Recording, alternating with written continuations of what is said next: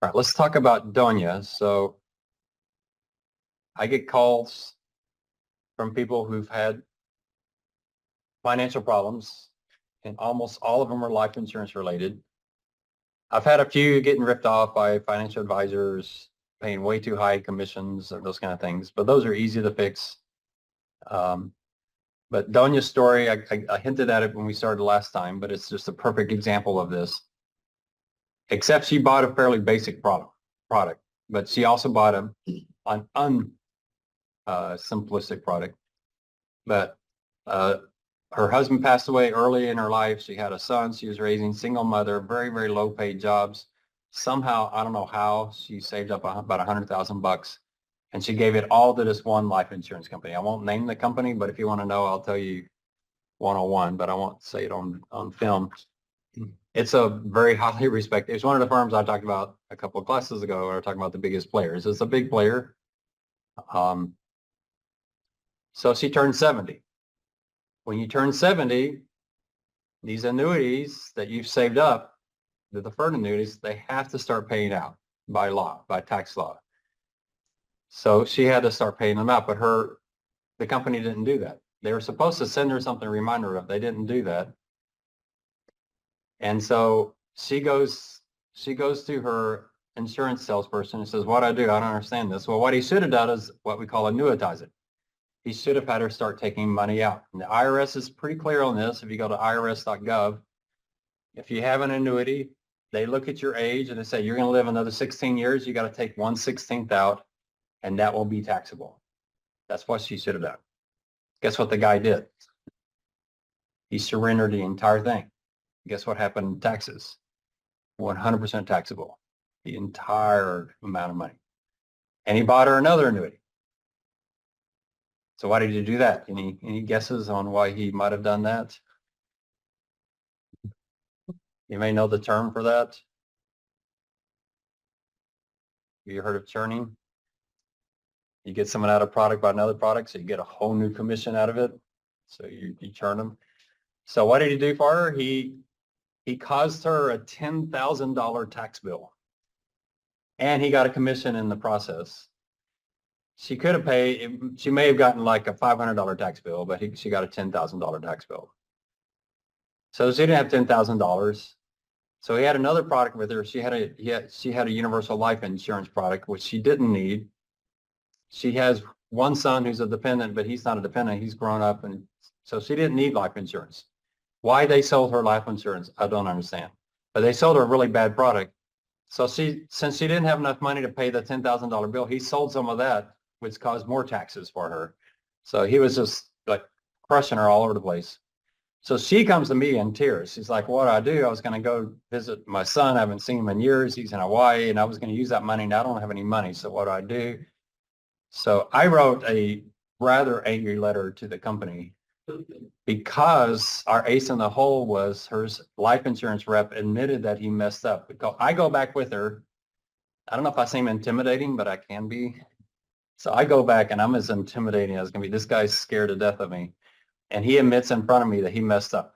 He didn't do what he's supposed to, but he's blamed it on his company. He said they didn't train him well. All right, so that's pretty good. I've heard that, and so that's what I tell his employer. They ignore it, so I write it again. So one thing you'll know with life insurance companies and property and casualty, write a letter to the president of the company. They're called presidential complaints. They have their own department that does nothing but handle presidential complaints. So I did that. And they responded. Their response was, this is when I almost got in trouble at USA because I was almost screaming into the phone. But they said, we'll give the money back to her only because he admitted he made a mistake in front of you. If he hadn't done that, we're not going to give you anything. But because he did that, but to get her money back, she had to sign a waiver that they did nothing wrong on this or anything else they'd ever done for her. That life insurance they sold her, I thought was complete garbage. She had to say that they did nothing wrong on that. That's the only way. So I'm like, I wanted her to sue them because she had a pretty good case. They really messed up. She didn't know what to do. She's asking me for legal advice. What kind of legal advice can I give? None. So I can't do that. But they're going to give her money back. What I'd asked for was actually more than what she lost in taxes because my concern was if they pay her $10,000, that $10,000 would be taxable. So I asked for 10,000 divided by 1 minus her tax rate to cover taxes on the taxes, whatever. So, and they agreed to pay that back only if she signed this waiver. And so she's saying what I do. I'm like, I can't give you legal advice. I could tell she just wanted her money. I was tempted to just give her money and then we sue, and if she won the suit, she could pay me back from that because I really thought she had. I mean, if you saw her, you would see this is the person you want on the stands. Their argument was, we don't give tax advice. You should have consulted your tax attorney before he did anything. He gave her tax advice. He sold her annuity, which he shouldn't have done. But they said, now he actually did it without her telling him to do it.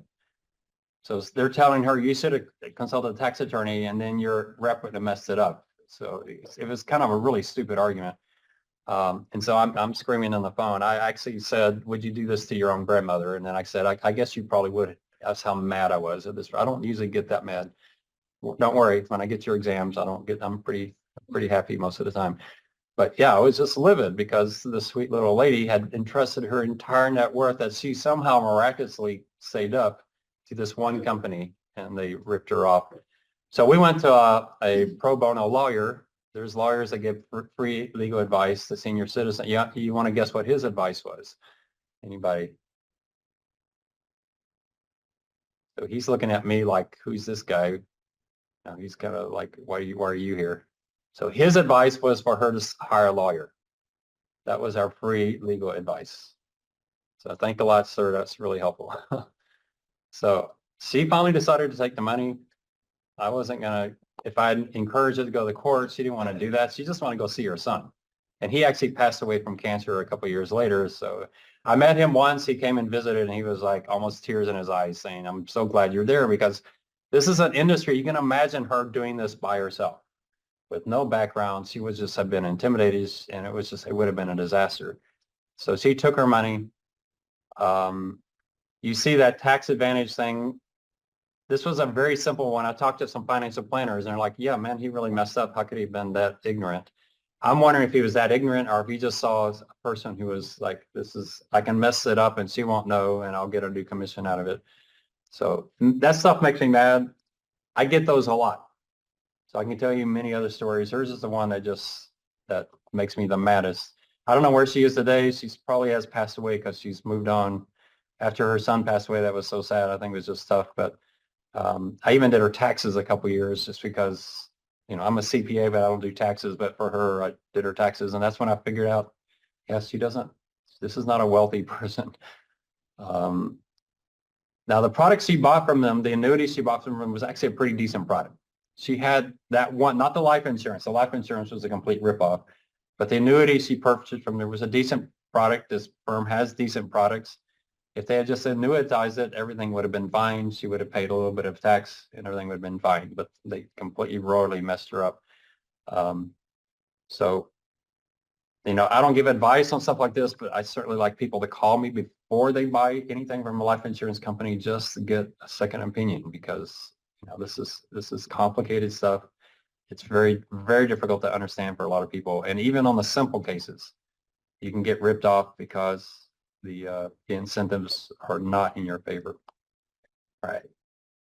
All right. The third article is not at all related to the first two. So what most students do when they write this paper, they combine articles 1 and 2 into one paper, and then they just stop, and then they just go to the next article. You don't have to transition. You say, you don't even have to say, now I'm going to talk about this. So you can really make it, it's 2 papers, a longer paper and a really short paper. The second one's much shorter. So don't try to integrate them or overlap them. The first 2 articles are one thing.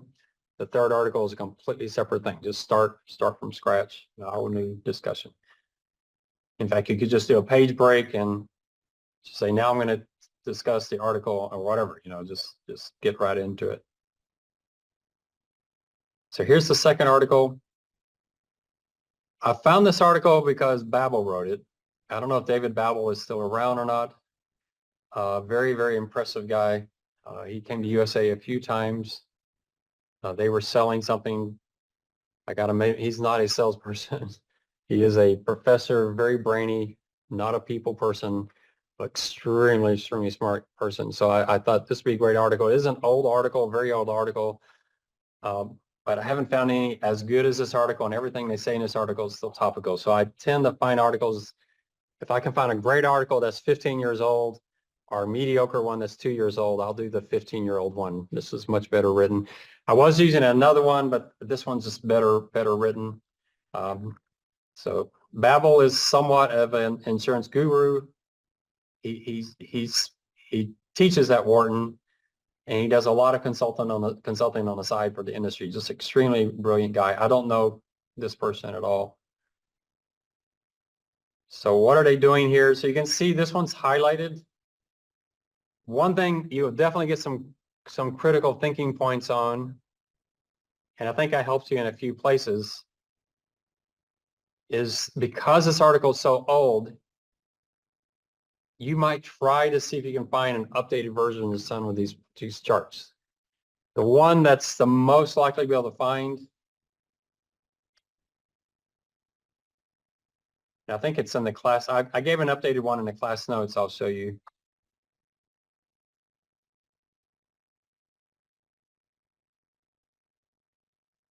If I can find it. Well, I know I did it, but now I don't see it. There it is. What's it doing way down here? All right, so on page 26 of the notes, I gave you an updated version of this. So one of the things this article is talking about is what do you do when you hit retirement? This is a huge issue. Have y'all heard of William Sharpe, Dr. Sharpe, father of modern finance, Nobel Prize winner? He created what? Sharpe ratio, an even bigger invention. Starts with a C, has 4 words. Capital, asset, pricing model. He's the CAPM guy, all right? So he's Mr. CAPM, famous person. But right now, this is what he's working on. How do people, when they hit retirement, how they take money out? The industry doesn't care because they don't make money on that. So there's no one there helping people take money out. They're helping them accumulate money. Why? Because that's how we make money in finance. People give us money, we manage it for them, we charge them ridiculously high fees. That's where we are. But when people say, now I'm retired, you need to take my money out, we're like, well, good luck with that. So how do we do that? Well, we used to have defined benefit plans. You're not going to have one unless you're in the military or work for the state. But if you work for UTSA or Valero or anybody else, no one has any private firms have pension plan. Any of y'all have a defined benefit plan? Some of y'all have a 401k though, don't you, if you're working? So most of you have a 401k. UTSA shut down its defined benefit and just greatly increased its 401k. I fought hard to keep the defined benefit plan, but I lost that argument. Now they sweetened the pot on the 401k. It's a really good 401k plan, but they got rid of the defined benefit. What this chart is showing you is the growth in 401k plans and the demise of the defined benefit plans. Defined benefit plans used to be the norm, and 401k. In fact, the 401k was in the tax code, but around 1980, some guy, I don't remember his name, he discovered that paragraph and he discovered, wow, this thing's pretty good. And it just took off. And now it's the most popular. So most of you are going to have a 401k. Well, a defined benefit plan, when you retire, your company says, we're going to give you 70% of your salary plus inflation until you die. That sounds a lot like human capital, doesn't it? It's a very safe, bond-looking kind of thing. What does the 401k say when you retire? They wash their hands. They don't care. You figure out what you're going to do. Not our money. And what do you do? What do most people do?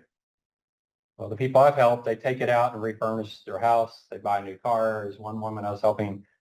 She wanted to retire early. And I was like, you don't have enough to retire.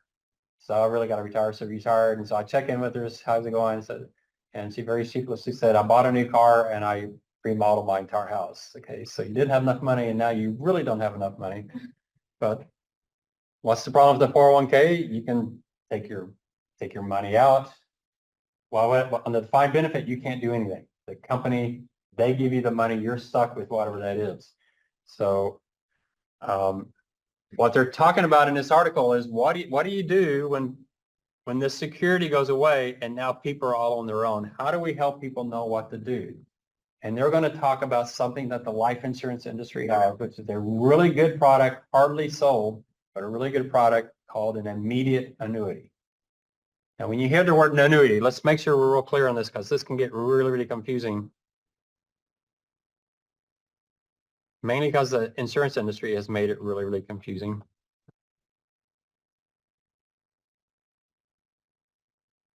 So you've heard of IRA. What is an IRA? Individual retirement account. It's an account. That A is not annuity. So when you hear the word annuity, what do you usually think about? So we're going to talk about immediate and deferred. So immediate pays a fixed income from now until death. So an immediate annuity, if you buy an immediate annuity, they start paying you money immediately and they pay you until you die. What's an example of that? Social Security. When you start taking Social Security, what do they do? They start paying you a monthly income. How long do they pay you? Until you die. You should read the story of the first woman on Social Security. It's a really incredible story. She hardly paid into it. And then she got her Social Security and then she lived for a really, really long time. We as taxpayers lost a fortune on that first person. So paid very little in and got back. So her return was just hard to get even calculated. It was massive. What about Social Security? That's not true. About this, Social Security has a COLA. Y'all know what a COLA is? It's not a soft drink. It's a COLA. Cost of living adjustments. So Social Security gives you some inflation. Immediate annuities don't. If you go to a life insurance company and buy an immediate annuity, they may pay you $500 a month for the rest of your life, but it never raises with inflation, right? But that's an immediate annuity. That's money coming to you. So you walk in and give them 500,000 bucks, and we're going to look. I'm going to use USAA site so you can see how much money. We'll probably compare. What if you're a man? What if you're a woman? What if you're 30? What if you're 60? What if you're 80? We'll compare and see who we get a bigger annuity, immediate annuity, a man or a woman, a 70-year-old man or a 70-year-old woman. Who gets more per month? You guess. Man, why a man? They don't live as long, right? So women don't get as much. Why? Because they live longer and insurance companies live, wow, she's going to live another 30 years. I can only give her $400 a month. A man, he's going to die tomorrow. We'll give him $600 a month. All right. So that's the thought there. That's an immediate annuity. A deferred annuity is not an annuity. All right. It is an investment vehicle to build wealth, to fund an annuity, right? We shouldn't call them annuities, but USA has deferred annuities. What's a deferred annuity? You pay in, and over time it builds up just like any other investment, and then you can annuitize it and make it an immediate annuity. But I don't know why we call those annuities. They're called annuities, but it's just an investment, okay? It could be just like your mutual fund or buying a bank certificate deposit. So when we're talking about annuities in this article, we're talking about this. This is what the article is about. So someone says, hey, I'm worried about outliving my money. So what Dr. Babel is saying is you can go to a life insurance company, give them 100, 200,000 bucks, and they will guarantee you $500 a month as long as you live. So if you live 5 years, you're covered for 5 years. If you live 40 years, that covers that risk of living too long. It's a really good product, but the insurance industry doesn't sell much of it. That doesn't really sell a lot of it. I mean, relative to the other, they sell a lot of this. They love this. We're going to talk about one of these products that I think is a horrible product, but they sell a lot of it. But they don't sell as much of this. All right, so this article is about the immediate annuity. So when you see the word annuity, don't get confused with this. We're talking strictly here.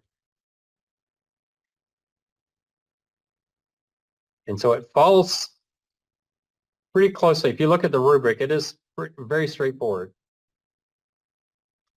So the first thing he says is we got a problem.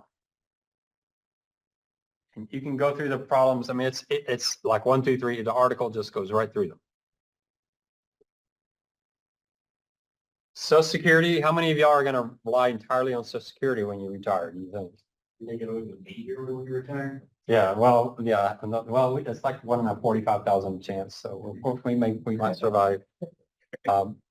But Social Security, what's the problem is, we're going to see when we talk about Medicare, the numbers, boy, you guys should be really, really mad. My generation has ripped you guys off so badly in Medicare and Social Security. It's really pretty horrendous. Why? Because politicians like to give money away, and they've been giving money away to your grandparents every chance they get. And what's wrong with that is that we don't have any more money left. And so Social Security has to pay less because we're just running out of money. We don't have as much. And that's what he's talking about. If you invest in Social Security, what is your expected return over your lifetime? It's for your generation, you're going to make very, very little on what you pay in Social Security because so much of that money. It's worse with Medicare. You're going to see with Medicare and what's going on there. It's kind of infuriating. What's funny to me is the friends my age that post on Facebook about how poor senior citizens need more help, they need more tax breaks and all this, and boy, we're ripping you guys off. If anyone should have a tax break, it's guys your age, because my generation is absolutely ripping you off. I know people worth millions that are arguing they shouldn't have to pay property tax because these poor senior citizens are so deprived. And you guys are working your tails off trying to buy $500,000 houses, and you can't, with 1 bedroom and half a bath, it's skewed. So we have this generational war, and that's what he's talking about here. Social Security was just too rich, overpaid, and now it's coming back to roost in your generation. So that's the problem. For people retiring, Social Security will just not pay the bills. The second one I just talked about, there's not as many defined benefit plans. One of the reasons I fought so hard to keep the DB plan at UTSA was the people I talked to, so many of them have rated their 401k. The woman I was helping, her 401k should have been $400,000 or $500,000. It was $40,000 because she had rated it so many times. But her pension plan was worth $500,000. That was her retirement. That and Social Security, that's the only way she made it. So she was very fortunate UTSA had the pension plan because she couldn't rate that. She could rate her 401k plan. She couldn't rate that. So not as many DB plans. Military still has a DB plan. The baby boomers, always an issue. You're going to see the baby boomers is going to be an issue that comes up when we talk about healthcare. My generation, I'm just barely a baby boomer. I think I'm 1 year. If I've been born like a year later, I've been whatever the next generation is. What is next? Gen Z or Gen? I can't keep track of them. There's too many. And then he talks about the post-boomers. Well, there's an echo generation. The post-boomers, these are people that are taking care of their kids and are taking care of their parents, and they're sandwiched. So they got these codependents. And what are those people going to do? It's going to be tough. And why is that a problem? Because there's a lot more retired people relative to workers than we've ever seen before. And so your generation is going to get this double. You can be all these retired. Now it's much worse than say Japan, where there's massive numbers of older people, and the young people are doing what? They're not marrying, they're not having kids. So it's getting really bad in Japan. That country is just shrinking. They're actually trying to pay people to have babies, and the people are like, yeah, it's not worth it. So it's an issue around the world. It's not just in the U.S. But have y'all heard of yourselves going to be called the sandwich generation? Trying to pay for kids, trying to pay for your parents. It's going to be tough. I'm not trying to depress you, but it hasn't been set up well. And then obviously we're living longer. Japan's a good example of the U.S., what the U.S. might look like. You can definitely look at replacement rates. So how many babies does the average woman need to have so your population doesn't shrink? You think 2, but a little bit more than 2, right? Why doesn't it need to be a little bit more than 2? Because not everybody's going to make it to childbearing years. So maybe it's 2.2. Well, here it goes, 2.1. So 2.1, you need 2.1. They're at 1.2.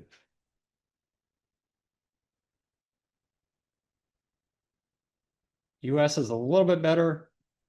1.64, but still not enough. We're shrinking as well. I forget the country that's the worst. I think I saw it. Oh my word, what was it? There's some European country. What? Oh, worst. Yeah, let's see it. But I can't type. Yeah, this one might show you, but there's places you could go to find, add to your paper if you'd like to. You hope you have a title, a table. Wow. Getting down there.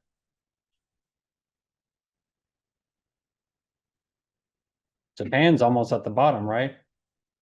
1.1, Taiwan. So yeah, I mean it's really down there. I don't see Japan in here, but there it is. They say 1.4 here. I don't know what year this is, 2024. But yeah, Taiwan. There might be, political reasons for that. Why have a baby if you think China might attack? Who knows? But yeah, so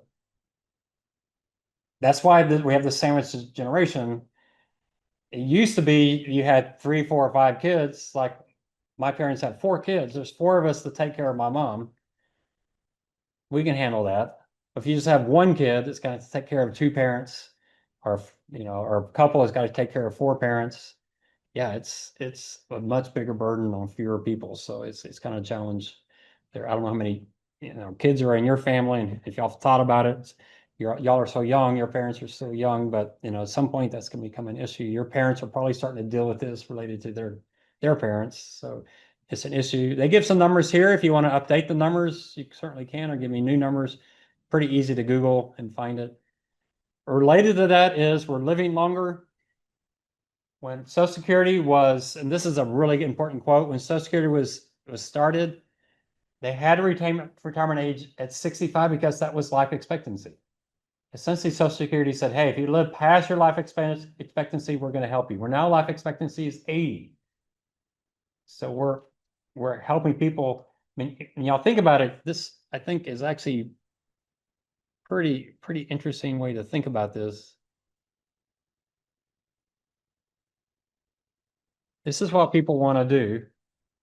School until 22, work 22 to 55, retire 55 to 90.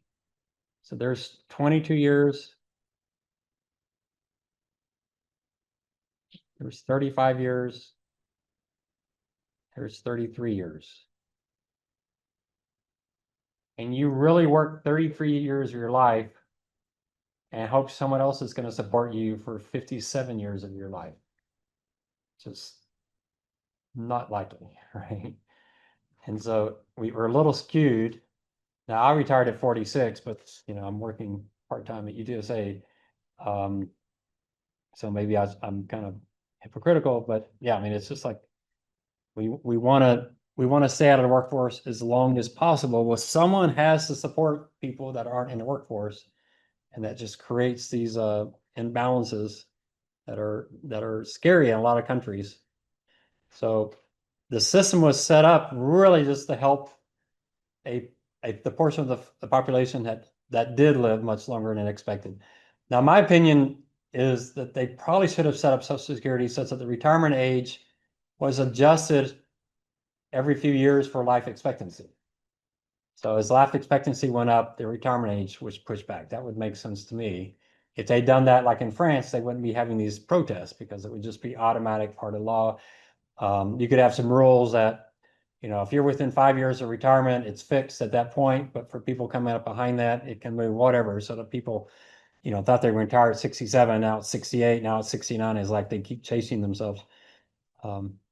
So that's important. They give you some tables here, but you can find other tables like this, update it much beyond there. So there's the 5 problems. So security is declining.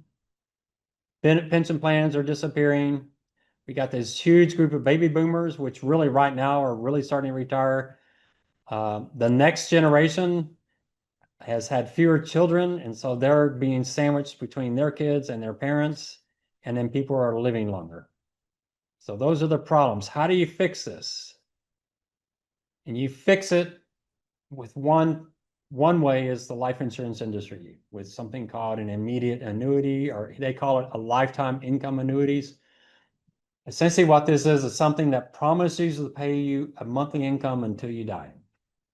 So if you live to be 120, whatever, 116, like that lady in the UK,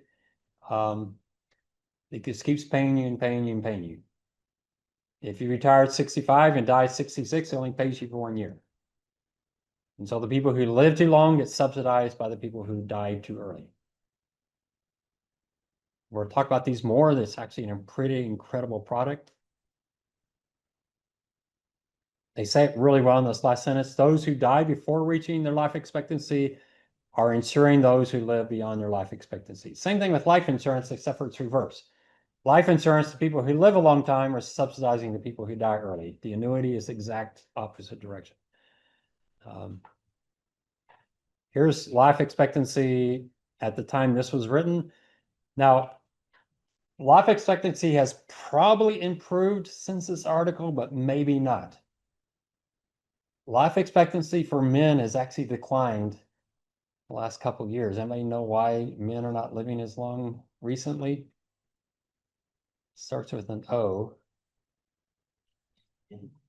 Opioids, have you ever heard that? Opioid, I don't know what you said, Justin, but they've stopped smoking, they've stopped drinking as much, but the opioid drug use, opioid use, weight gain is probably an issue with just the food industry, what it's doing to us. So it's possible. COVID has probably had some impact as well. So these numbers may or may not be higher, but you know, the life expectancy, that's your 50% case.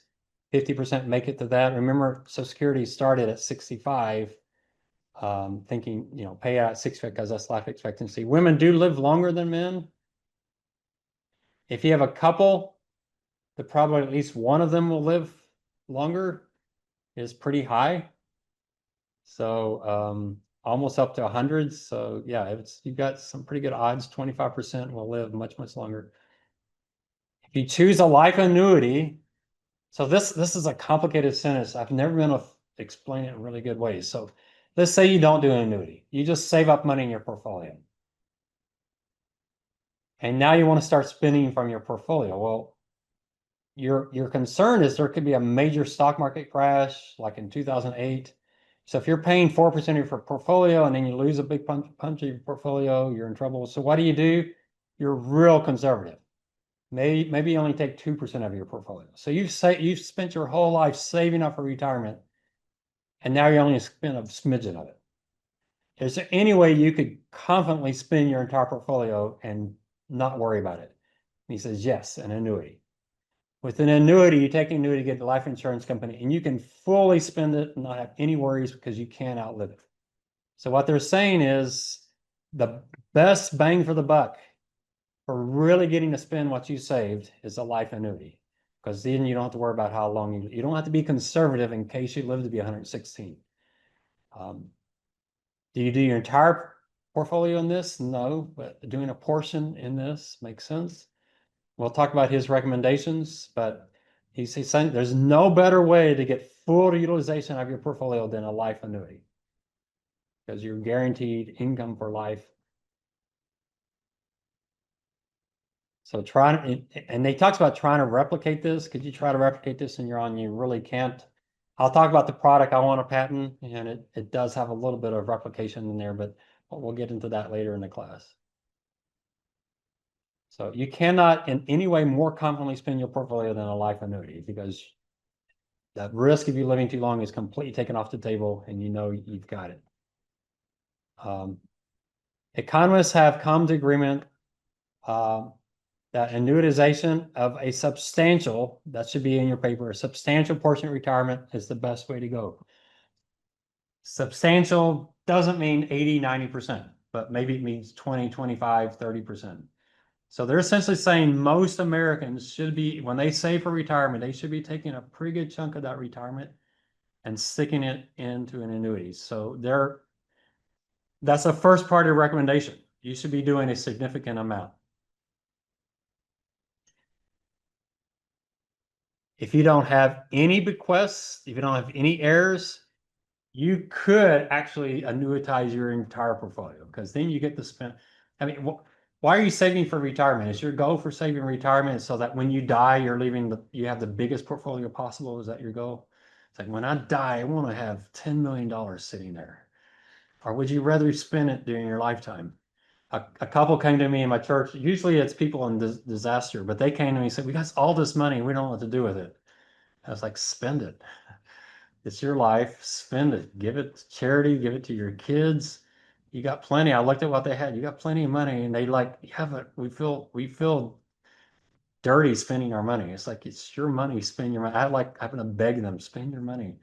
It's like I have a charity. You can give it to my charity if you'd like, but no, go out and enjoy it. If there's a charity you love, go give them money. Man, they would love it. My charity in Costa Rica, you show up with $5,000, you can save the entire community. I mean, it's massive. I don't think we realize how wealthy we are in the United States. You can do it all lives. I like spend it now. You're alive. You can enjoy it now. Why are you going to leave it? He says, well, we want to leave some to our kids. No, give it to your kids now. They probably would prefer you. They have the money now. Why wait until you die? So yeah, I mean, so if you don't have any heirs, then yeah, I mean, the best way to spend all that money that you saved up for all the years is just put it into an annuity. We'll talk about inflation a little bit later. That is somewhat of an issue. So here's the recommendations. They're hinting at it here. So tie this paragraph back to that word substantial. How do you define the substantial? It depends on some factors. How wealthy you are, what your Social Security is, risk tolerance, your request motive, how much you want to consume now versus in the future. We'll talk about general level interest rates here a little bit. That does have a big impact. I'll show you when interest rates are higher, immediate annuities pay a lot more. They look a lot better. When interest rates are low, they look pretty bad. What do you expect to get out of the stock market? So there's all these things. It also depends on marital status, your age, do you have a pension? So those kind of things. But the article says everybody should be putting a substantial amount, well, we can't tell you what it is, but there's a bunch of factors that go into it. All right. So it's not well defined in the article, but it's going to be different for different people. And there's a lot of factors that go into it. So you should begin by annuitizing enough to cover your income needs. So that I agree. If your Social Security provides you $4,000 a month and you need $7,000 a month to live on, then annuitize and get you that $3,000. Enough to get you your living expenses. Start with that at a minimum.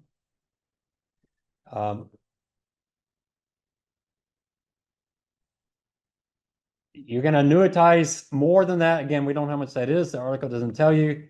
And then remaining, you're going to put in the stocks and bonds and money markets. But this is real important. A lot of students miss this. When you have an immediate annuity, don't stick it into your bond portfolio. When doing asset allocation, consider its own asset class, right? So you have stocks, bonds, money market, and immediate annuity, all right? Consider its own asset class.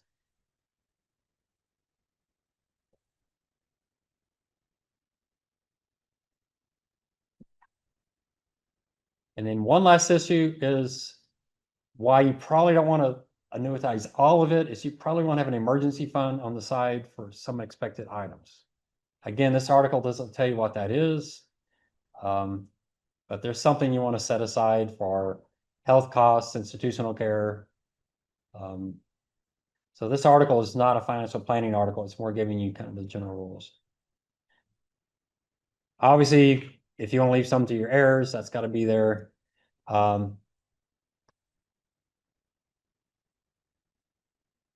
And this one's pretty obvious. I mean, you can put it in there, but obviously if your risk tolerance, you're tolerant of risk, you can put more of your money into the stock market. However, they tell you here that you should never put more than, I think they say never put more than 50% in a stock market. They give you a number in here. I can't remember what they say in here. So yeah, if you have a higher risk tolerance, put more in a stock portfolio, but there's a limit how much you should put in a stock portfolio when you hit retirement age. All right, we'll start here next time. Hopefully I remember to use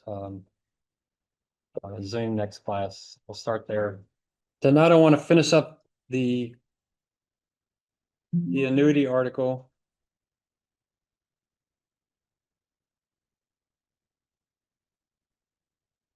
And then I want to do a little bit of practice on the comprehend, retain, applies. So I'm going to ask you some questions about paper one, see if y'all can do it off the top of your head. And then we'll get into an article that's on the complexity of life insurance products. It's actually an annuity, but the life insurance has something similar, just to show you how complex these things get and how almost infuriating they can get. So that's the goal tonight. We probably won't finish the last thing. So we talked about the recommendations that they made. So essentially, people should be buying annuities, immediate annuities, so they have this guaranteed income for life. They should buy enough to at least make sure they cover their basic expenses. So you look at your Social Security, you add enough over the top of that. When we get to annuities, I'll show you USAA has a pretty good calculator that can show you the difference. I tried it for me buying an annuity versus if my mom bought an annuity. If I bought one for $1 million, it would pay me about $5,000 a month for life. My mom would pay her about $12,000 a month for life. She doesn't have $1 million. So if we used her money that she has and put 300,000 in, it wouldn't cover her assisted living. So she doesn't have money to cover that. So we're just spending that, and she probably is enough to cover her life expectancy, but the annuity has to be able to go further than that. So, but you can do that math. We can also do the exact same math, the exact same person, but male versus female. Who would get the bigger annuity, a man or a woman, paid to life? Who's expected to live longer, men or women? Women. So the annuity should be larger for men or smaller for men? If men are going to die faster, they should get more money, right? They should get paid more. So we can compare what's the difference between a man and a woman, same age, non-smokers. Smoking would be good, right? For an annuity, they would be good. That would you would die earlier. But non-smokers, same age, male, female. I don't think annuities even ask smoking. So we'll talk about that when we get in that. For annuities, they assume if you're buying an annuity, you must be healthy. And they assume if you're buying life insurance, you must not be healthy. So they just assume that up front. On life insurance, they test it a lot more than on annuities. So annuities, if you're unhealthy, you're probably not going to do well on an annuity because they're assuming you're really healthy. So we'll get into that when we talk about those products. So you should have one. And so try to cover those expenses. So with my mom, it doesn't really work. She just doesn't have enough saved up to be able to do that. But we'll see how long she's in dementia right now. She could live another 10 years. She runs out of money in about 8 years, and then I become her retirement plan. But we'll see. She does have some money because she sold a house in Austin at just the right time. Make sure though, when you set up an annuity, that you don't just lump it in with your fixed incomes, calculated as a separate asset class. What they don't get into is how you set that up as an asset class. What return and risk do you do? It would probably be a pretty low risk investment, even lower risk than bonds. But you do need to consider that you're covering your normal living expenses, but you can have these really sharp expenses hit you, like medical or institutional care. You have to keep some money aside for that. And then obviously you want to keep some money aside for your heirs. We'll talk about this when we talk about why people don't annuitize, because that's a real important part of the paper. We'll get in, it's actually an important component of this. And the risk tolerance here, if you have really low risk tolerance, the immediate annuity is a really good way to go, because your biggest risk really is that you live too long. Now, inflation's another big risk, and we'll talk about inflation. This article doesn't address the inflation question very well, so we'll get into that. All right, so the last part of this is, so they say we got a problem. Immediate annuity is a solution to the problem. People should be buying that. The last part of the paper is, but people aren't buying it. Why aren't people buying annuities? Now, you said use another article. I do want to talk about the other article. I'd love for you to get this into your paper because I think it's important, but it's not in this article. But that is the biases that we have. We have some biases, and one of the most important biases is framing. So get this into your notes. It's not in this article. I might show you how it is in the other, but framing. So why don't insurance, I was talking to someone from USAA, said, why aren't you selling immediate annuities? Like the insurance industry just doesn't make much money off of them, but they should be selling them. But why do their customers not like them? And I don't think it may be implied in their list, but framing, F-R-A-M-I-N-G. So most financial planners and sales reps, they like to use, when they talk about annuities, they like to use the investment framework. So you're saving, because it's an annuity, right? You're saving for retirement. It's an investment. They don't like to make the consumption argument. When they sell life insurance, they use the consumption argument. If you die, you get all this money, it covers you. But when you talk about annuities, they talk about it as an investment. And it sounds like a terrible investment because if you die too early, you lose all your money. So people are saying, well, I could lose a lot of money. If you put it in a consumption standpoint, you say, if you buy an annuity, you'll be able to spend your wealth.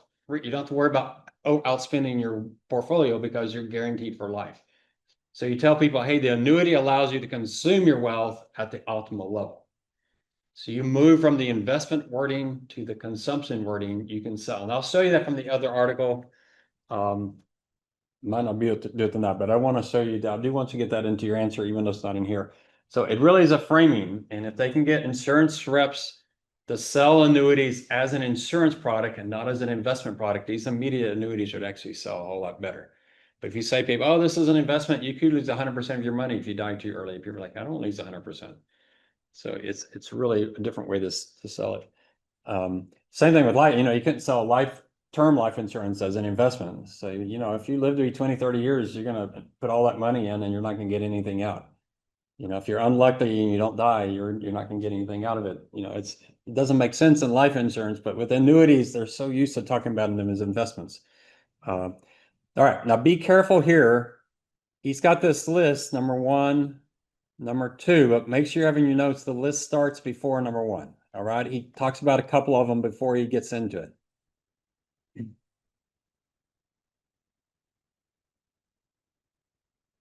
So here's the first one they talk about that's not in their list. And that is, we've been told for so long, stock market, stock market, stock market, stock market for the long run. And so they're so used to thinking, well, stocks is a good investment, bonds, annuities are a boring investment. And now they're thinking, if I do this, I won't get these wonderful stock returns, which is true, but what else will they not get? The huge stock sell-offs, right? So part of that is people are just we've so oversold the stock market.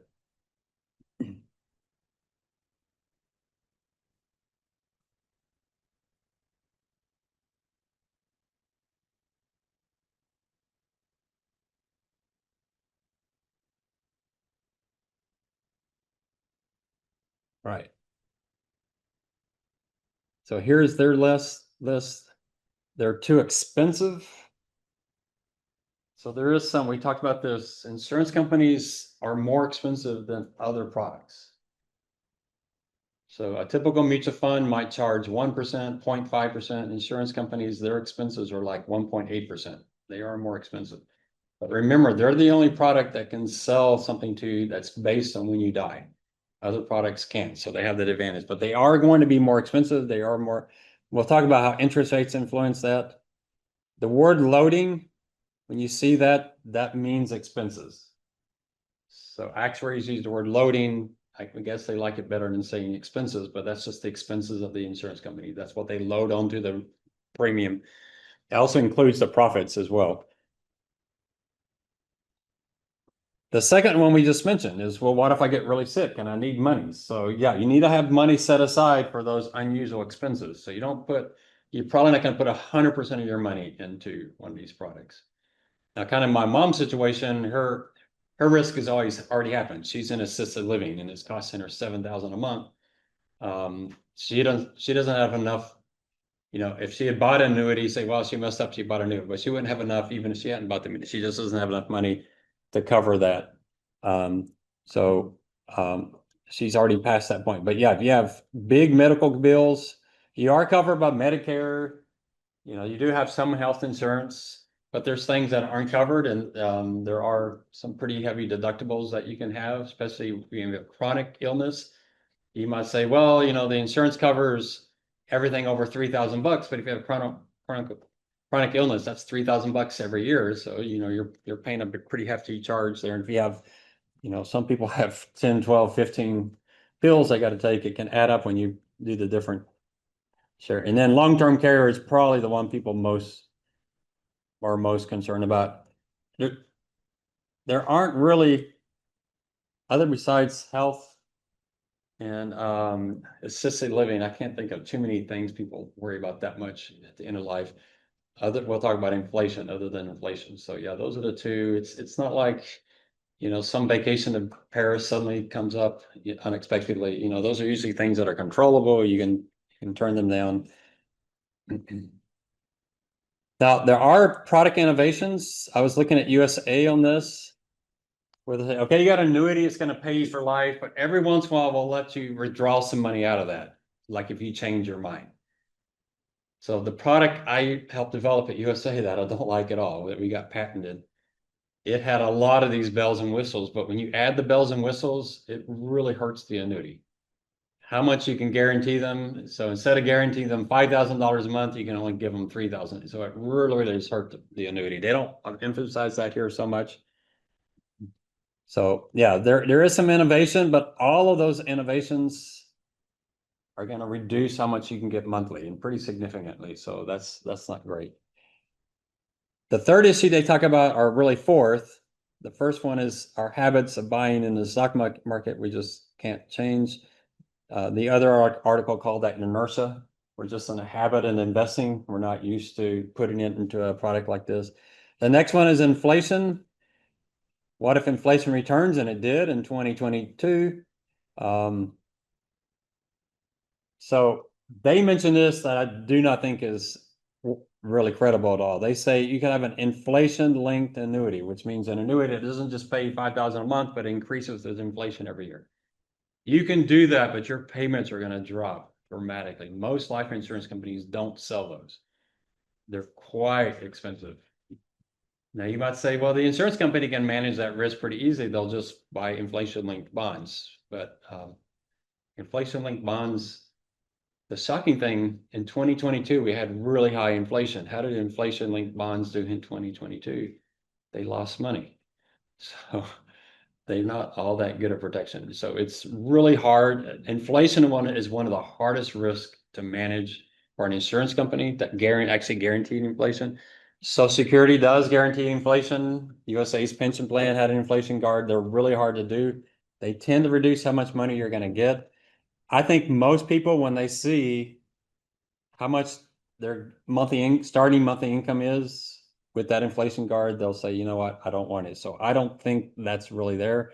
This is a big risk. This is probably the main reason why you want to probably not put more than 20, 30% of your money, your portfolio, into an annuity. I would say for most people, just because inflation takes off, you need something. So really the way I think about it is, let's say you need an extra $1,000 of income. So you buy an annuity, gets you an extra $1,000. And every 5 years, inflation, now you need an extra $500. You do a little extra more. So you kind of step up your annuities to cover that extra expense. And I think if you do that, you'll probably be better off with the inflation risk. The next one they say is, well, you know, well, I like the annuity, but let's build our own. Can we share with, and we've seen some of this on the health insurance side. There's a pretty dangerous plans. Some of you might have them. We might talk about them. Or say, forget the insurance company. We'll just get a group of people together and they'll just insure themselves. I don't know if you've heard of some of those on the health insurance side. I have some friends that have done that. It works really, really well until one person in the group gets really sick, and then suddenly one person drains the entire plan. So that's what people are trying to do here. It's really tough to do it. So they say it'd be nice if you could do this. What are you trying to do here? You're trying the best that you can to cut out the insurance company's expenses, that loading, by doing it yourself. And just no one's really figured out how to do this. It's just really, really tough. They give some more data in here, but it's just a tough thing to do. The next one is pretty obvious. Anything I put into annuity, I can't leave for my kids. Now, some annuities, and I'll show you this one through the USA site as well. Some of them say, well, you know what? You don't want to give us 500,000 bucks and then we're going to pay you whatever 3,000 a month, but then you die in 2 months. So you give us 500,000, we pay you 2 months. So I'll tell you what we'll do. You give us 500,000 bucks and we'll pay you for at least 10 years. So if you die in 6 years, we'll pay your heirs the next 4 years. Then after 10 years, once you die, it just stops. Well, that's fine. What's going to happen to your monthly income if you have a 10-year promise?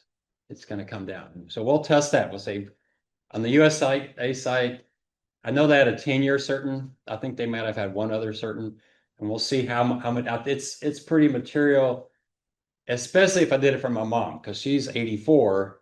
10 years gets to 94. I mean, that's going to have a huge impact on her monthly income. Because if she buys one without that, they're going to say, well, your life expectancy is like 3 or 4 years. If I guarantee you 10, that's probably going to cut your monthly income in half. All right. So it can be pretty material. For a 30-year-old, might not be that material. But yeah. How do you leave stuff? All right. So here's something, make sure you get this in your paper. Let's say you don't buy the annuity because you want to leave it for your heirs, and then you live to be 107. Now what are your heirs thinking? You ran out of money and now they're supporting you. So there's the offset of this is, yeah, it's true. If you buy the annuity, you can't leave as much for your heirs. But if you buy the annuity, you're protecting your heirs in case you do live a very, very long time. So there's two sides of this. Buying this annuity helps you, but actually also helps your heirs, as it protects them from you living too long. How do you balance those two risks? I want to leave this for my heirs, but at the same time, if I live too long, I don't want to burden them. That's part of the reason why you put 30% or whatever into this annuity. So you have some income that's always coming in. Your heirs, if you live a long time, they may still have to help you, but at least you have 3,000 a month coming in or 4,000 a month come in, and you have something going on. So lack of annuitation puts the heirs' economic incentives adverse to your own, assuming you wish to provide comfort living to yourself.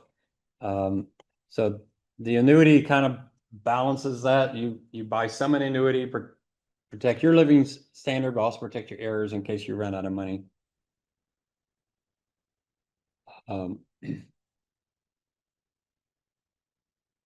Yeah, so without the annuitization, the heirs absorb all the risk of you living too long.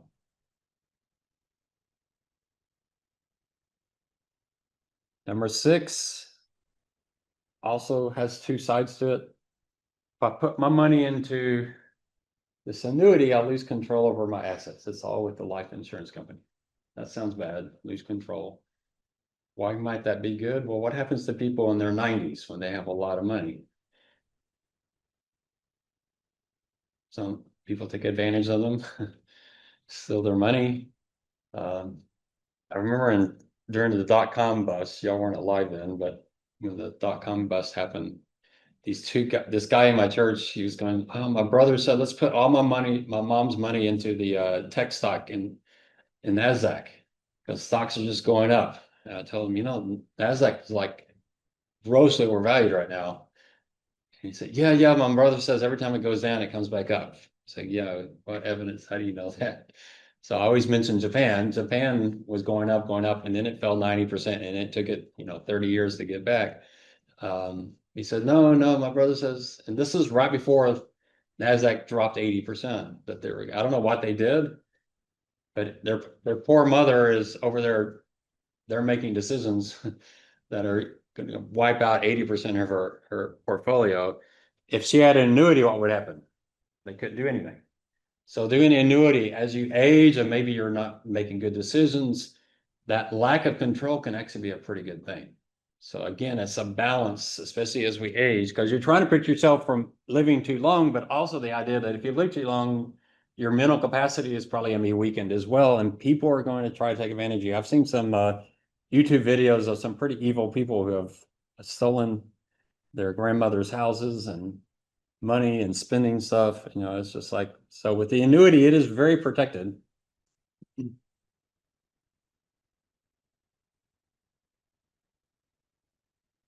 So they say yes, and thankfully. One of the most difficult situations is when they find themselves, when there are other people trying to get their hands on their money. Some of us get rather feeble. So it's just a way to protect yourself. Maybe not 100% your portfolio, but again, whatever you put in there, that piece, you've got it, it's set aside, it's your money. Your heirs can't mess that up for you. I'm not saying everyone's evil. Sometimes like those two brothers, it wasn't evilness. They're just kind of greedy and they think, man, we can make 20, 30%. Let's stick it into tech stocks, and then they lose 80% of our money.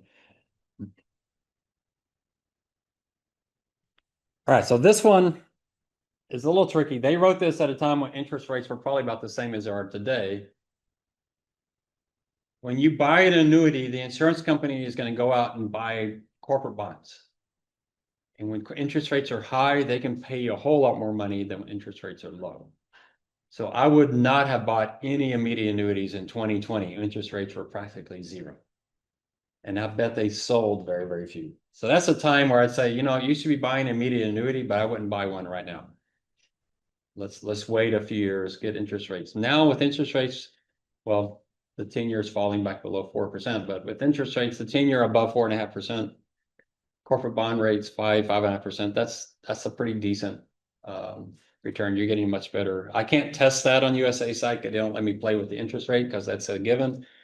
But you'll know when you get into it. These are very, you know, we talked about the complexity of products you couldn't comparison shop. These are very easy to comparison shop.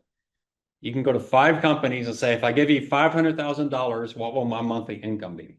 That's a very easy. What would you do? Which company would you pick? One with the highest monthly income or the lowest monthly income? We go with the highest monthly income. It's very straightforward. Would you look at credit ratings? That could be important, but what happens if your insurance company goes insolvent? Well, the state of Texas has an insurance fund that will bail you out up to $300,000. So you might make sure you don't go over that minimum, or make sure it's a high quality company. But yeah, I mean, it's a pretty safe. So it's a lot like term life insurance. Term life insurance, you just buy the one that has the lowest premium. For annuities, you buy the one that gives you the highest monthly income. They're very easy to shop around. So when interest rates do rise, I always go to USA because when I was at USA, and it's still true today, their goal was to be in the top 25%. So, you know, if you look at USA, you're in the top 25%. So if you can do better than them, you know, you got a really, really good product. So you always use them as my comparison. If you don't have USA, then call me up. I'll put it into their model. I don't know if you can get to their calculators if you're not a USA member, but put it in their calculators. Other firms have calculators. But I saw it at USA. It was kind of tough to do because they were doing this before the internet had all the information. So they had to actually call in and ask for quotes. And then they compare it and make sure they're in the top 25%. So they're very easy to compare. So that is a nice thing, is if you worry that you're going to get ripped off by a company because they're using unusually low interest rates, to shop around.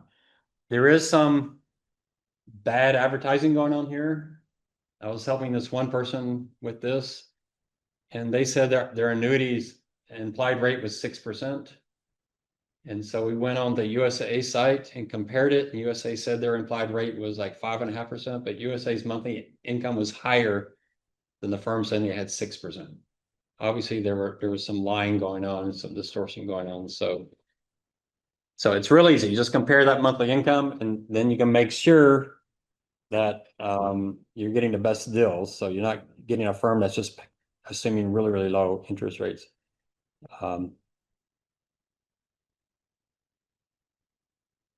Yeah. Now he's talking about, this looks very much like the product I developed at USA. So, you know what, if interest rates are really low, we'll let you have a second try 5 years later. And that was the product we try to set up, because when we set up this product, interest rates were really low, and our CEO says, give them the option to reprice it one more time. Well, that sounds great for the customer, but it's horribly risky for the insurance company, because if rates shoot up, what are you going to do?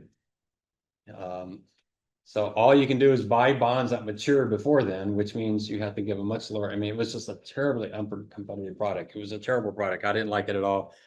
So this article implies, oh yeah, you can just do that. You can do that, but it tends to make the product horrible. It's just very, very unsatisfying to the customer. All right.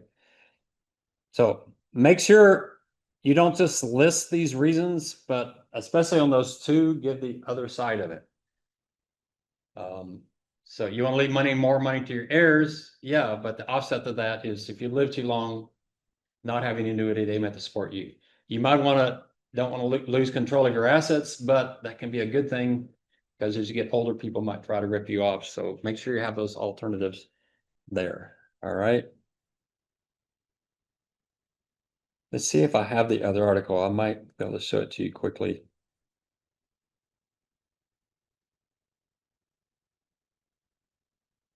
I can't remember if I put it out there or not.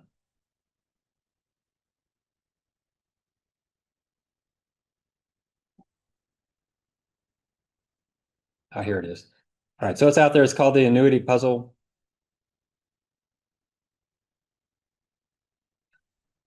I used to have this on the paper, but I don't anymore. My main thing on this one, they talk about biases. So we do have biases that make it very difficult. We make bad financial decisions because our brain doesn't think statistically very well. And this immediate annuity really gets hurt because of those biases. But the biggest one I want to bring up in this article was the framing.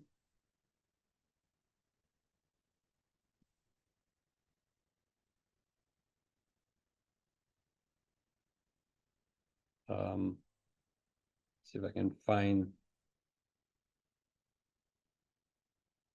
Yeah, it's let me find them.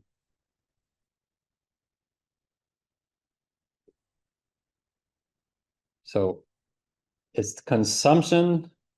So to test the framing, how annuities are perceived, consumption versus investment decision. So they went out and trying to find the study. I probably can't find it in here.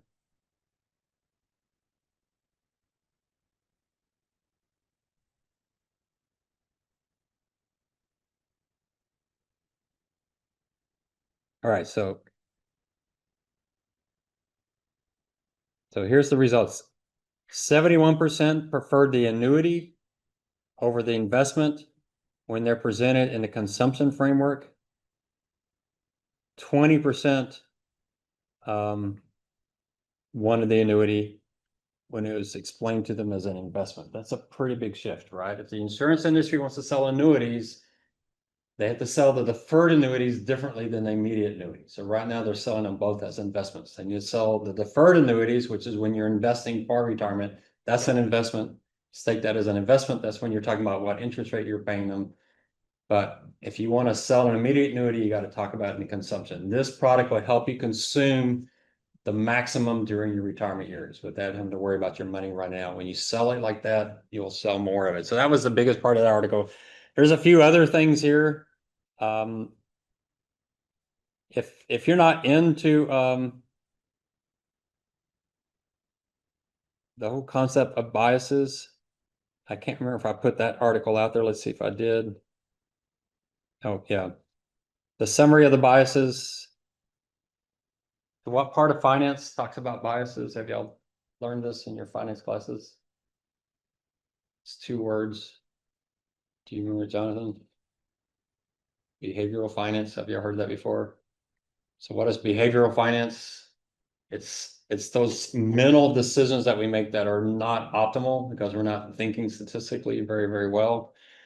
And so there's part of it, the mental accounting piece of it is essentially the way our mind kind of compares different types of buckets of money and how we prospect theory is how we address risk gains versus losses and how we make some bad decisions there. The framing we just talked about, just the way you word something. Availability heuristics, this one, they've tested this one. It's pretty amazing. You talk about something that just recently happened in the news and people will put high probability on that. So they'll test people and say, okay, we'll talk about term insurance here, but the shortest term insurance there is maybe 40 minutes. You know, usually think about term insurance lasting a year or 10 years, but you can buy term insurance for 40 minutes. What kind of term insurance would that be? Where would you buy term insurance for 40 minutes?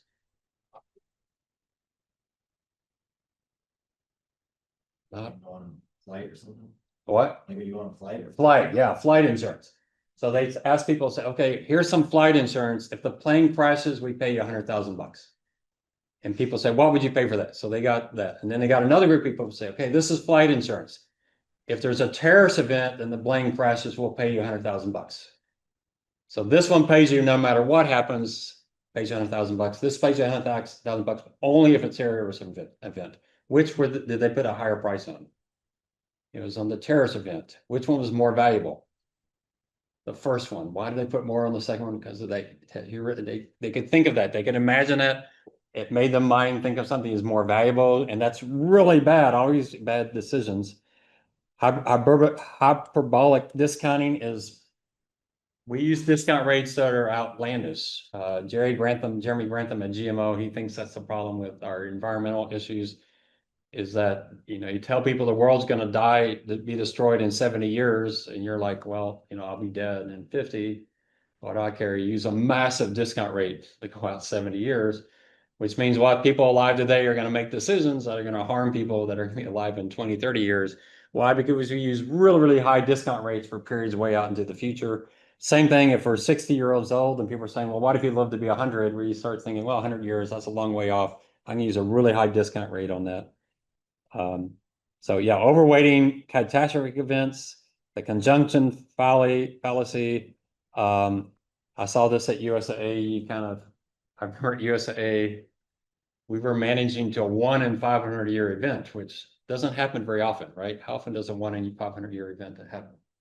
About once every 500 years. And I remember sitting in exec council and they said, well, what if we had a 1 in 500 year event and then another one came right a month later? And the actuaries are like, yeah, I mean, that's, and they're thinking in 1 in 500, like Hurricane Andrew or something, you know, they're thinking 1 in 50 year events. And 2 of those happen at 1 in 500. You've never seen one in your lifetime. I mean, I promise you, we have one, you'll know about it. We have not seen one or anything close to it. We're talking about something that's far bigger than, y'all are so young, I can't think of events y'all would have seen in your lifetime. Y'all didn't see 9/11, right? So y'all are too young for that, but like Katrina, did y'all know Katrina? You were like 6 years old, maybe, 2008. That one wasn't all that big of an event. So I remember when Andrew hit, they were thinking, wow, this is a massive storm. They're thinking like a 1 in 200 year event, 1 in 100. And then once they updated their models, it was only like a 1 in 50 year event. It wasn't all that rare. The big floods we just had in Central Texas, as horrible as they were not that rare of an event. So you could see the exec council at USA thinking 2 1 in 500 year events. I mean, that would be a horrible year. I can't think of a worse year than that. That would be pretty bad. And then we talk about inertia. That's an important one where we're just used to being in the investment mode.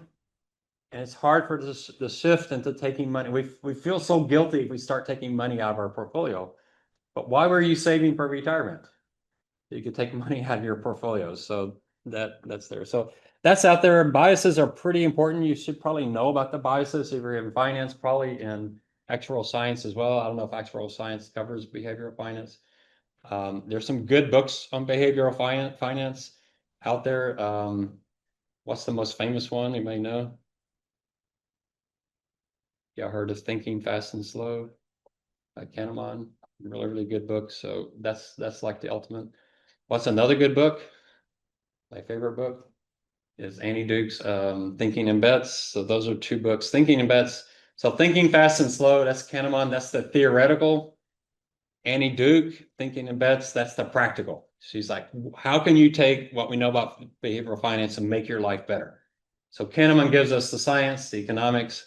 Annie Duke tells you how to do it so that you live a better life. So it's an important part of finance. This article was specifically saying how our biases, behavioral finance, affect the immediate annuity and cause us to buy fewer of them than we should. All right. So it's a much more straightforward article, but I've given you a couple extra things to add. The video I forgot to do on Tuesday, I am on Zoom tonight. I'll find a previous class, but I don't do it the same every time, so it's gonna be a little different. But last time I gave you some things you can look up, especially on replacement ratios and those kind of things. You know, there's some things that you can add to this article. So always you want critical thinking points. Always be thinking of something you could go out and update it and get something more current. You've got some pretty powerful tools with ChatGPT to look at this stuff and bring that in. So, you know. So any questions on this third one? Most students do pretty well on this third one, except for that last list of problems. They over summarize it. They just want to essentially just give me the titles. And that's not going to cut it. All right. Make sure to give me those other sides of those questions. All right. So I want you, this is the part of the paper that is the lowest scores. So remember, this is all about comprehension, retention, applications. So let's work on some retention. So without notes, you can type it on your machine or write it on a piece of paper. I want you to do this. I want you to define human capital and include magnitude, volatility, and correlation in your definition. All right. I want you to be very precise. All right, let's see it as a class without me, with me trying not to help. Y'all can get 100% credits. So anyone to give me a definition of human capital without looking at your notes? Present value of what? Okay, future income. Yeah, expected income or future income. All right. How do you bring magnitude in there? It's confusing, right? What's the difference between human capital and the magnitude of human capital? It's the same thing. So what am I looking for in human capital? That's why I say be really specific. I'm looking for something real specific here. What does a present value have? Has a discount rate, which is where? Denominator. What else does it have? A numerator. If I were writing it, I would say you can think of human capital, since it's the present value future income, you can think of the magnitude of future capital in terms of a numerator and denominator. All right, that's probably a good way to do it. All right, so what's in the numerator? What affects the numerator? Income. So knowledge. So it is income, but what influences income? So the numerator is a function of, that's probably a good way to talk about it. So we keep going. Let's see, knowledge, what else? Training. What? Age. Age, yeah, I might even start with age.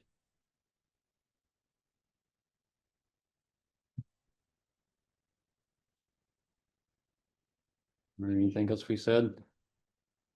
Huh? Skills. Skills, yeah, that's kind of a different thing than knowledge. Certification. Yeah, so education, etc. So yeah, anything, certifications. All right, we might come back to that. What's in the denominator? Denominator. It's a function of what? Yeah, risk, which is a function of correlation and volatility. All right, so those are the main things, right? How do you get correlation and volatility in there? It's part of the risk, which is part of the discount rate. So the denominator, if I were you, I'd say denominator, it's the discount rate. It's a function of risk, which is what discount rates are, which the risk is determined by correlation and volatility. So how do you define volatility? Volatility of what? Your earnings, yes. So that's pretty straightforward. And then correlation of what? To what? Yeah, correlation of your earnings to the economy. All right. So what's going to have the highest discount rate? Volatile income, high correlation. What's going to have the lowest discount rate? Low volatility, low correlation. All right. Now we added one other thing here, and I was like, I don't know if that goes in the numerator, denominator, probably denominator. What would that be? Optionality. Yeah, optionality. I might put, I think it fits better in the denominator. It is more related to risk, although it definitely affects. All right, so students do really badly in this part, and I'm trying to say, it's not as complex. I think the problem people have is probably my rubric is people that, okay, I got human capital. All right, now I got to talk about magnitude. Well, it's the same thing. It's the magnitude of human capital. So it's just more detailed. That's where I bring in the denominator and the numerator. And then volatility and correlation are what? Part of magnitude, but just defining that risk part. All right. And some students, I think, try to talk about those four separate, completely indistinguishable things. They can't. You got to wrap those four things all together. All right. So hopefully that'll help you on your paper. There may have been some other things we put in there. Look back at your notes, but that's the main component of human capital. You really can understand the paper very, very well if you have those pieces together. All right. I forget when the paper's due, but get it finished this weekend so you can get it behind you. Start working on the first exam. All right. Questions on anything? All right. We got some time here. We'll start this. So on the ethics, we talked about complexity, how complex these products are. I want to give you an example of possibly the most complex product there is out there. It's called an equity-linked annuity. There are also equity-linked life insurance. They're very similar, except for it's life insurance instead of an annuity.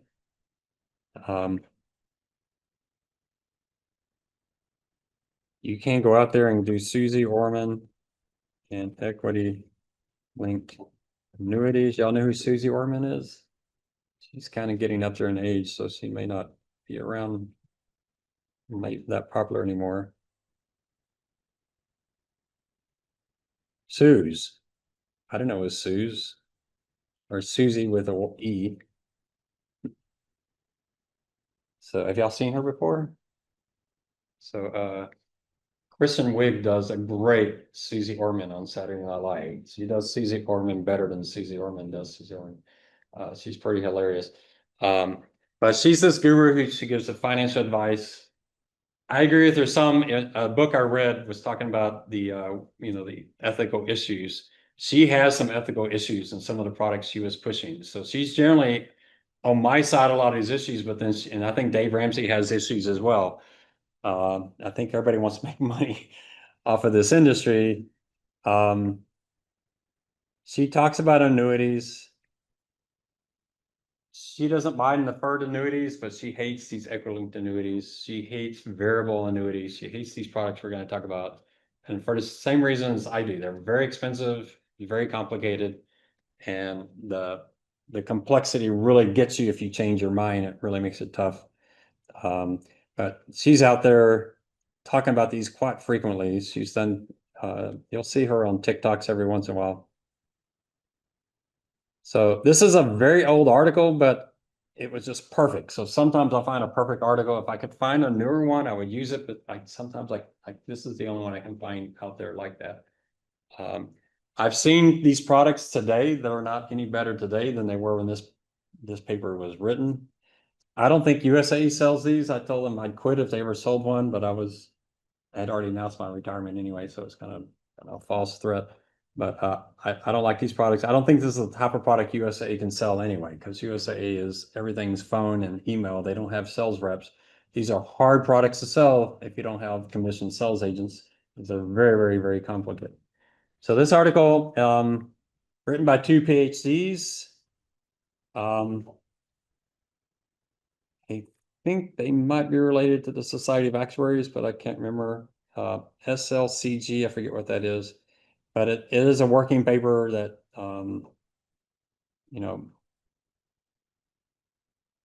it's not tied to the industry, not funded by the industry, so it's a pretty independent paper. So let's see what they think about them. And also what I want you to get out of this that you could use for the ethics questions as an example of a complexity is to see some of the complexity. I wish I could actually bring your product. I should look for one online. Maybe I can do that for Tuesday. I'll see. But oh, the language is like, there's no way they should be giving this to a retail investor. It's just very, very complicated language. I'll show you some of it in this article, but it won't be quite as complicated as the actual.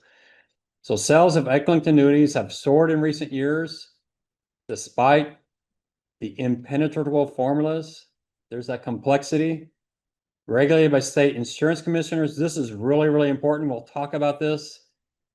It's really important. Is the life insurance company, is it selling insurance or is it selling an investment? If the SEC decides, the Securities and Exchange Council, which is a federal agency, if it decides it's an investment, they get to regulate it. If it's not an investment, if it's insurance, it's regulated by the states. Insurance companies want what? They want to be regulated by the state. They don't want federal regulation. All right. There are products life insurers sell that are regulated as investments as well as insurance. So they get dual regulation. Those are called variable products. We'll talk about that. VIAR, variable products. Equity annuities so far have been kept out of the investment world, and they should be listed as investments, but they're not. There was a real close call where they almost got classified as investments. And the industry, which makes a fortune off of these things, they fought really hard, and they, at the last second, they won. And they got these not classified as an investment. We'll talk later, when we talk about variable products, why these products haven't been classified when they probably should have been. So right now, they're regulated by the states. They are not regulated by the Securities Exchange Commission.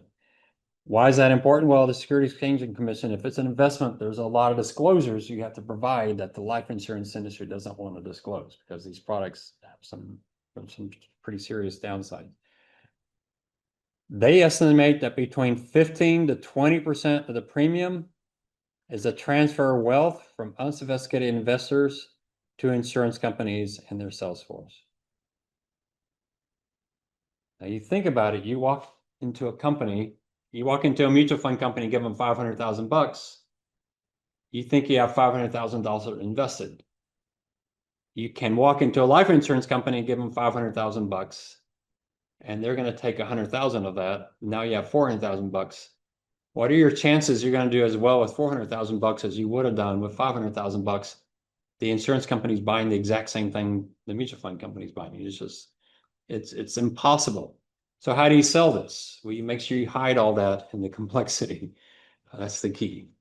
They're introduced in 1995. Why is that important? What was going on in 1995 that we talked about earlier with the disintermediations, strong stock market? So the insurance company says, hey, how can we get people access to the stock market and sell products and not make it an investment vehicle? Here he's talking about some other products that they had, like variable annuities. So trivial insurance benefits, why to do that? Because that lets them say it's insurance, it's not an investment. They don't always win that argument, but that's what they argue with the SEC. Hey, this is an insurance product. See, we give them this one little guarantee. It's not all that big, but it's something. They say disadvantaged tax treatment. That's true in the long term. The tax benefit can become advantageous, but you got to hold these things long term. Exorbitant costs. They say mutual funds here. They're talking about variable products. We'll talk about variable products. Essentially, variable products are insurance companies selling mutual funds with high fees, and then insurance company adds another level of high fees on top of that. So it's just fees on top of fees. The equity annuity is not quite that bad. So here they're talking about variable products, which Susie Orman hates. So I agree with her on that. Insurance companies have added similarly trivial insurance benefits, disadvantageous tax treatment, and exorbitant costs to equity-linked annuities. So they call them equity-linked annuities. Now you might say, well, this is an innovation of the insurance industry. Actually, banks tried this a few years earlier than this and weren't so successful. Why do you think banks failed? What do banks not have that insurance companies have that we've been talking about? Well, the taxes is a little bit of it, but what more than taxes? I saw one of these people in the second floor of the bank of the building yesterday with the table, and I was like, oh, I wanted to go turn his table over, but so commission sales reps, right? That's what they have. They can sell these.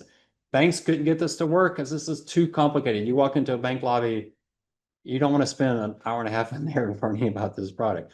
But you have someone visit your house, you provide them tea and cookies, then yeah, they're going to stay there and talk.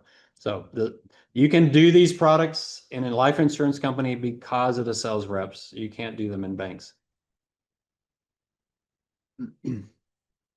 So far, they've been exempted from federal regulation, and that's still true today, but it's been close. There's been some battles. There are some groups on the other side of this that are fighting for it to be regulated by the SEC, including some investment advisors who really hate these things. It's a battle because the people who sell these things, this is probably their most profitable product. I mean, seriously, we're talking about if they sell a regular annuity, they might get a 3-4% of commission. They sell these, they get a 10% commission. There might be a difference between $1,000 and $10,000. I mean, it can be massive. These things have very, very lucrative commissions. Why in the world would a life insurance company sell that, give that much of a commission? Because they also make a big profit. And that's why he's saying you're losing so much money. How can you give your sales rep a massive commission and you make a lot of money and the customer possibly come out ahead? It's just not possible. There's no magic here. It's not like they have some kind of magical dust that they can spray on it. Oh, sorry. No, you're good. It's just. Oh, you're a good throw. Yeah. All right. See, he gets just as upset about these as I do. So. All right. So we talked about this before. There's no way to comparison shop these. You cannot compare one product to the other. I'll show you why. You'll see really quickly. Complexity makes it virtually impossible, even for the people selling these, to understand which one's better. But how hard is it for them to determine the commission? You get 10% of whatever premium you come in. I mean, you can do that on a handheld. You can do that in your head, probably. 10%, 12%. Much higher than they can get on variable products. Mutual, it's just a huge, huge incentive. Because of that, they say things that are not true, and you'll see it in this article. Well, a lot of times what you'll hear them say is get all the upside of the stock market without the downside. It says, oh, that's wonderful. If the stock market's up a bunch, you make a bunch. If the market crashes, the worst you can do is you'll make 2%. That sounds really good, doesn't it? Well, the market's up 30%, I'll make 30%. The market's down 30%, I'll make 2%. Sign me up. That sounds wonderful. We're going to actually do the math. The one math question on the first exam is actually create one of these annuities. So I'm going to show you how to do it. I actually love this product if you build it yourself without all the fees. And it's really easy to build this yourself. I'll show you how to build it yourself. It's not that difficult of a product, but most retail investors can't build it themselves. So they pay all these fees to the insurance companies. Now, what's wrong with that advertisement? The 2% guarantee itself is not all that accurate. But the most inaccurate is you get the upside of the stock market. We're going to see that that's absolutely false. You might get some of the upside of the stock market, but you actually lose a lot of the upside. They actually get people to sell other products to buy this. Why is that? Well, because they get the commission, and they may actually go from a registered, regulated product to an unregistered, unregulated product. So it does a lot of harm. NASD hates these things. So there are people in the investment advisory world who thinks these things are horrible and doesn't want them. They think that gives a bad name to the industry. They're the ones that actually fought to get these things regulated. They're not allowed to sell these. They're too complicated for the sellers or the buyers to understand them. They're complex, they're expensive, and they're illiquid. They're all the things you would hate, especially the liquidity. What a liquidity says is, hey, you get the upside of the stock market. Hey, but if you change your mind, we're going to take a lot of that back. So I was like, well, wait a minute. I thought, but no, you change your mind, this thing goes really, really horrible. It's horrible if you don't change your mind, but if you do change your mind, it's really horrible. So the industry said, no, we like these. They make us a lot of money. Our salespeople love them.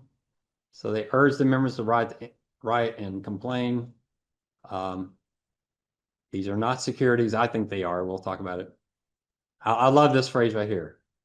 Remember the standard for life insurance? It's not fiduciary. It's what standard? Suitability. What they argue. This is a really strong sales pitch, isn't it? Some of these products are suitable, and not all of them are terrible. So that we should be able to sell. Is that a good? If you buy a car, you know, some of our cars actually function, and not all of them are lemons.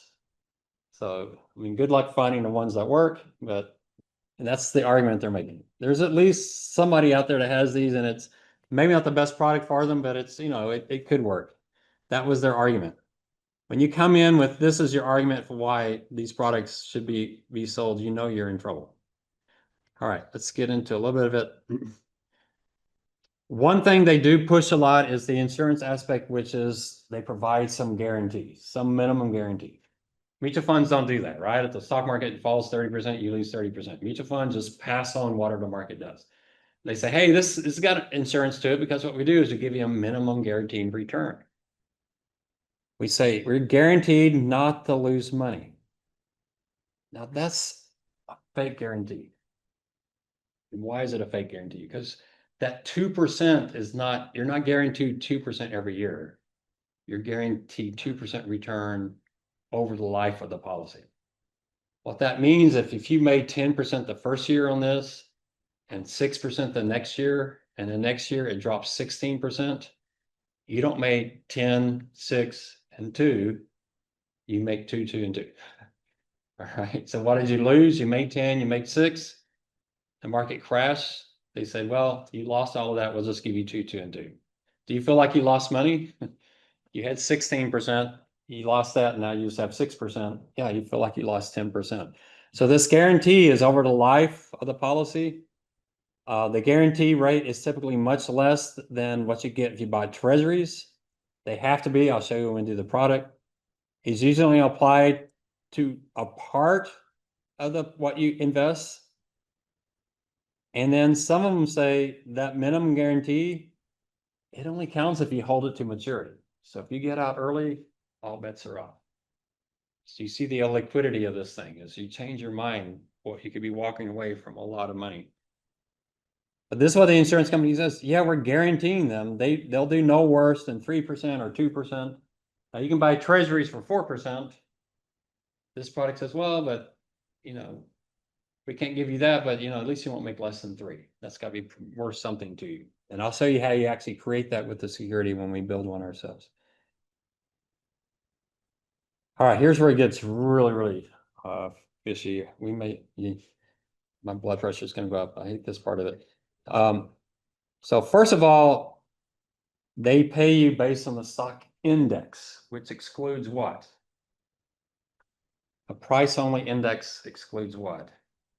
Dividends. How important are dividends? Very, very important. All right, historically, well, they'll show you in here. It's a pretty good component. Does not include dividends.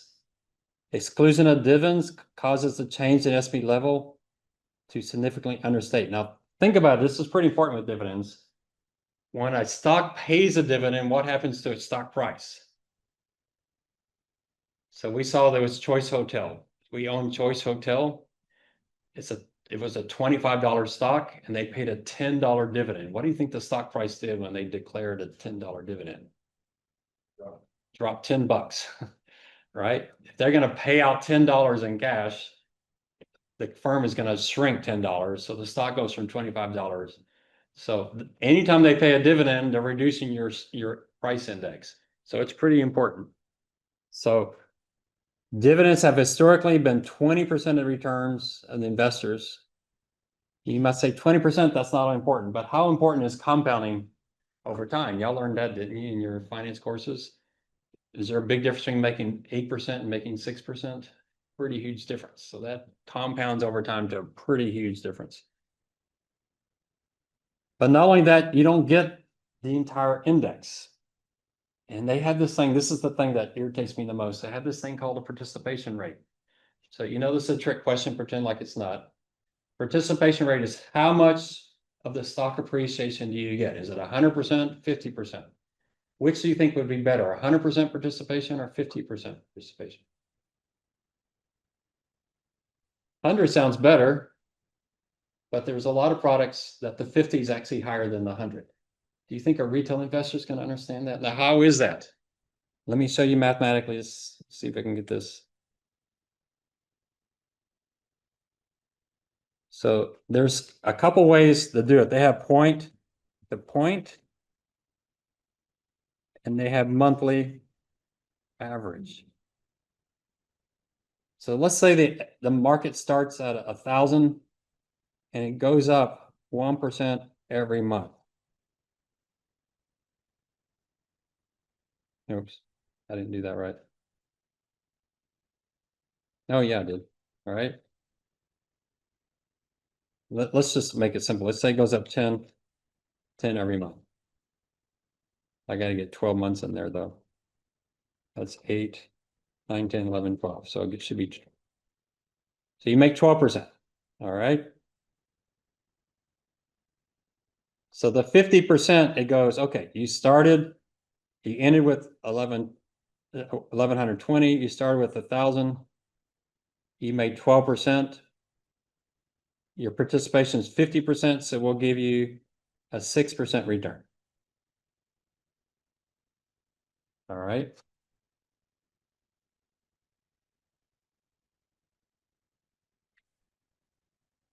Here, well, here you just make 1% a month.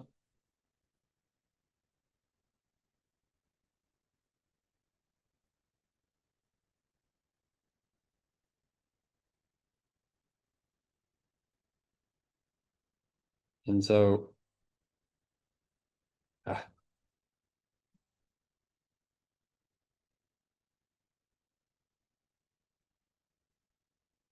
so here they say, okay, we'll take the average.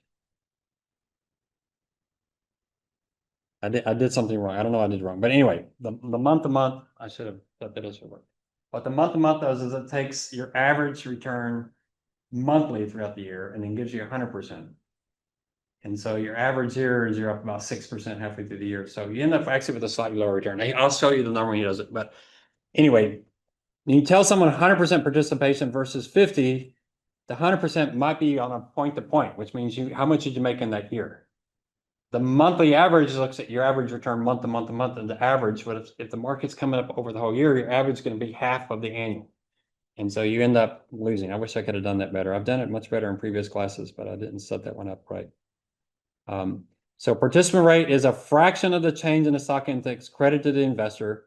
They vary significantly and can be applied to different measures.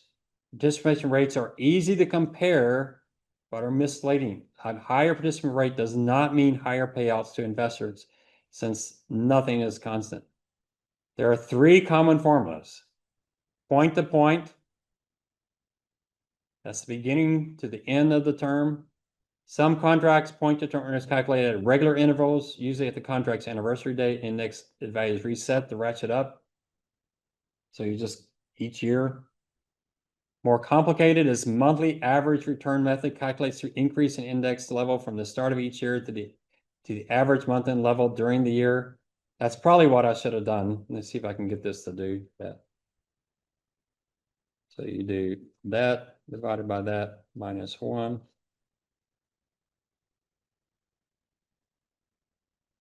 You still get a higher one, but I think I could have set it up that should have been lower. So you do that times 100. Trust me, it's possible to set up the month to month so you actually end up with a lower return. That's month to month.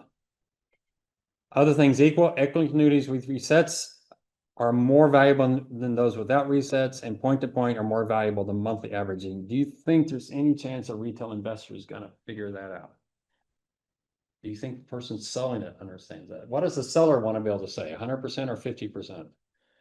I want to say 100%, right? Even if you know it's not as good as the other, you want to say 100.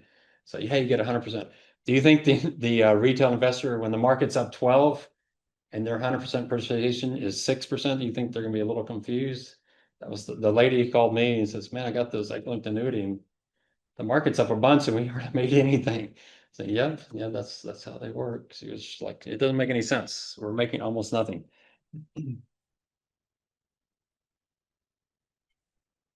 So insurance companies can offer higher participant rates with monthly averaging. The expected index change with monthly averaging will be roughly half the expected change calculated by traditional. Thus, under monthly averaging, insurance companies can claim 100% when they're really only paying 50. We kind of already made that. So they go back, and remember, this is what I said you got to do. If someone's going to sell you this product, say, hey, show me this product over the last 30 years versus if I just put X numbers in a treasury bond fund and X numbers into a Vanguard index fund, show me the numbers. And what will they say? We can't do that. Say, okay, thank you very much. I'm not interested. That's say, there's no way I can buy a product if you can't show me the historical numbers versus a benchmark.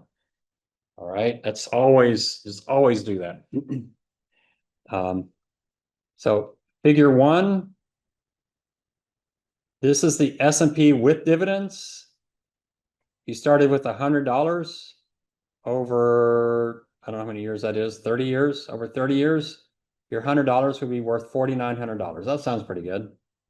If you take dividends out, here's where that compounding comes in. It says, well, it's only 20%, so I'll make 20% less. But that's not how compounding works, is it? It grows. You take dividends out, that falls from $4,900 to $1,700. Is that material? Do you think the retail investor is understanding that? Then when you use monthly averaging, it drops from $1,700 to $500. Do you see why the lady called me and said, we're not doing very well? Is that material? So the marketing, when people say all the upside without the downside, does that look like all the upside? It's almost less, it's almost just only 10% of the upside. All right. So we'll finish this up, but we'll stop it there. But you can see the numbers are pretty scathing. The problem is next is it gets worse. Because there's other things that they do, like they take out some of the money. So we'll do there. All right.